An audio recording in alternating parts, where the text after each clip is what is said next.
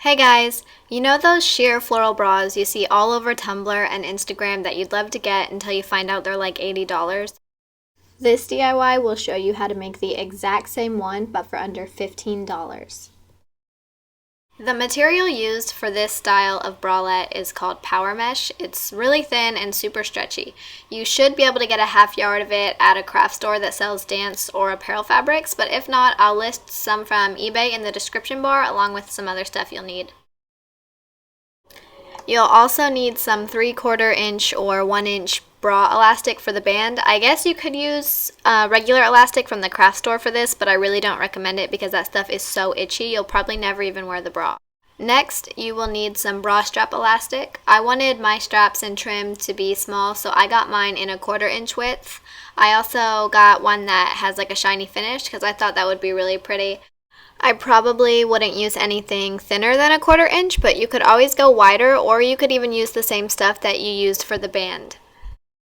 These floral pieces are called appliques. You can usually find them at craft stores, but there's a much bigger selection to choose from on Etsy and eBay.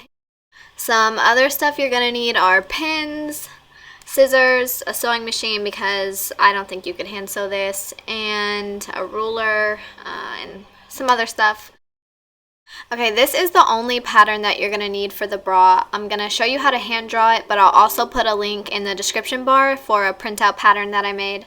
Since I'm a small cup size, I'm going to show you how to draw like an A or a B, but if you're a C or a D, you'll need to add an inch or two to each side. If you want to try to draw the pattern yourself or you just want to know how, get a random piece of paper from a magazine or just anywhere. Draw a line 6 inches across if you are an A or a B cup. If you're bigger than that, I'll put different dimensions on the screen. But after you draw it, cut it out so that you can fold it in half and make a perfect triangle. After you fold it in half, make the slanted side of the triangle about 7.5 inches and then cut it out. Shout out to my ruler from the 3rd grade. If you're a 90s kid, you probably had the exact same one. Okay, so this would be the last step, but even the smallest boob isn't flat, so a regular triangle won't work. We have to add some curve to it. So fold the triangle back in half and line up the bottom with the bottom of a new piece of paper. Then take a pen and only trace the angled side.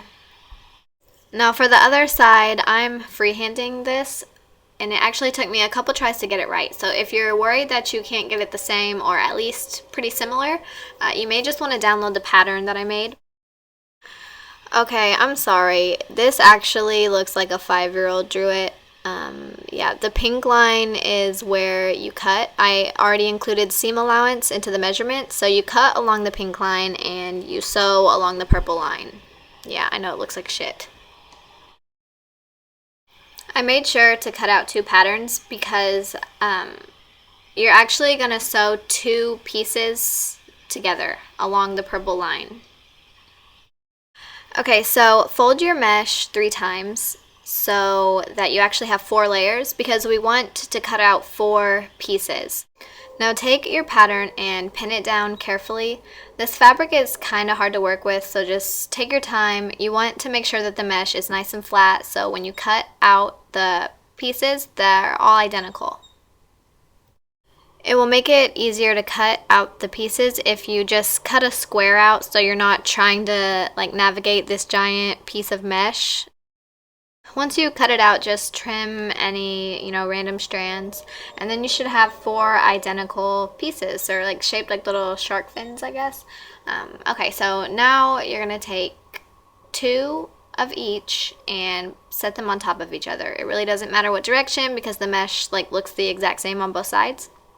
And then pin them together as perfectly as you can.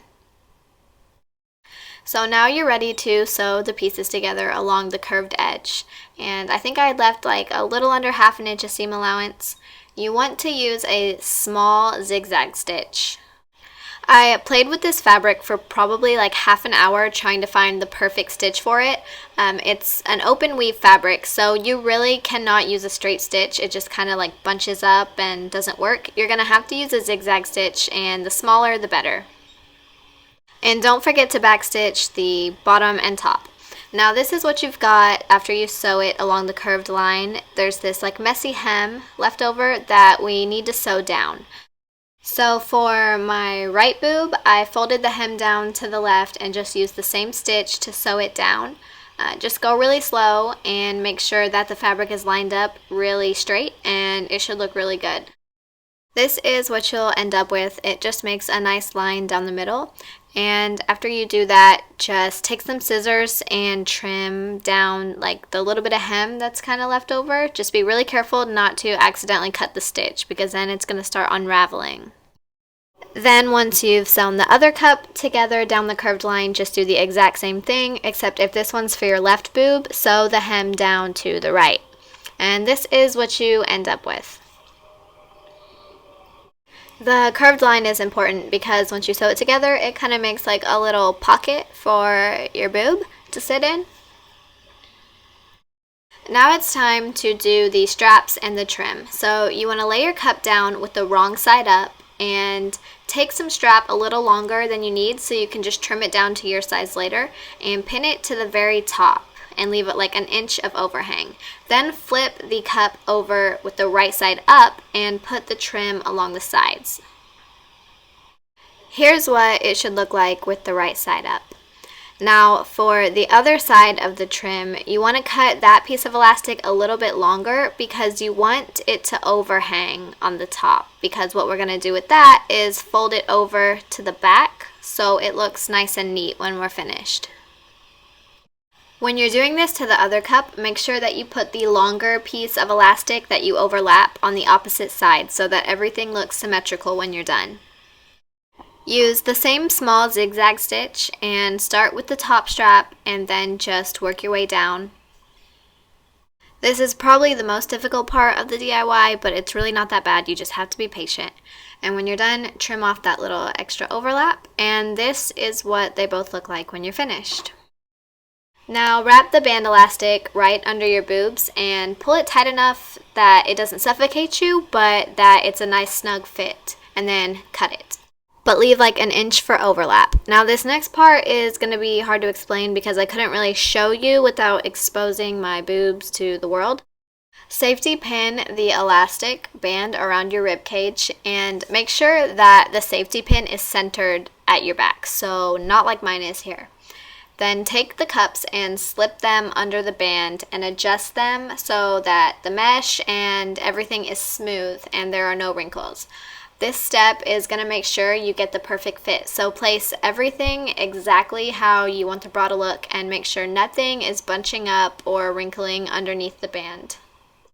So when you undo your safety pin and take the bra off, everything is going to bunch together, and that's pretty much what it's supposed to do. Just make sure that when you're sewing it down, you are stretching it. So when I do these voiceovers, I start to like run out of breath towards the end, and it starts to sound like I'm screaming at you. I promise I'm not screaming at you. I feel like I start breathing heavy too, so if I'm creeping you out, I'm sorry. Now get a slightly bigger zigzag stitch to sew the band down and make sure that you are stretching the fabric really good when you sew it. Put the bra back on, and now we're going to measure the straps. Make sure that you give them like a little bit of a tug so that they're not loose and falling off your shoulders, and then just pin them in the right spot. When you sew them down, make sure that you sew them to the inside of the band so that they're not showing from the back, and make sure you give them like a couple back stitches just so that they're on there really good. Now you can buy bra clips if you want, but I'd rather just slip this over my head, so I'm going to sew the elastic together in the back. First I'm going to overlap it just a little and then fold it under so that it's got a clean edge. Sewing the elastic with a square will just make sure it's really sturdy and has no chance of ripping at the seam. Now that the bra itself is completely sewn together, I trimmed away any excess that was hanging off, any loose threads, and I trimmed the rest of the mesh from beneath the band. Once you've trimmed away all the excess and cleaned up any loose threads, it's gonna look like this. Now there's only one step left, and this is the fun part. Place your appliques where you want them on the bra. A couple tips for this part: make sure that you buy a pair that will take up a majority of the cups. That way, if you made any errors while you were sewing, you can hide them easier. Also, this bra is completely sheer, so if you don't want your nipples to show through, set the applique in a spot that will hide them.